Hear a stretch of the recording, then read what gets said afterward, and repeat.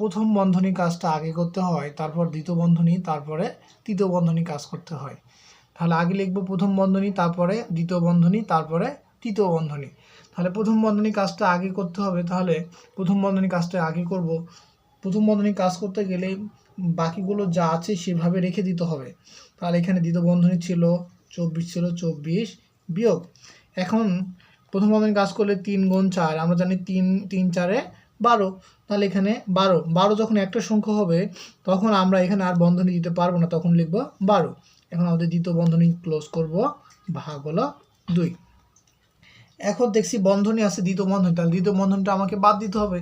তাহলে দ্বিতীয় বন্ধনী যদি বাদ দিতে যাই তাহলে এখানে 24 বিয়োগ 12, 24 থেকে 12 বিয়োগ করলে আমরা জানি হয় 12। তাহলে 24 বিয়োগ 12 করলে হয় 12, তাহলে আমরা লিখতে পারি 12। এখানে আর বন্ধনী দেওয়ার দরকার নাই, এখানে ভাগ ছিল, ভাগ 2। এখানে আমরা বিয়োগ করতে পারি এভাবে, এখানে দেখাতে পারি যে 24 বিয়োগ 12।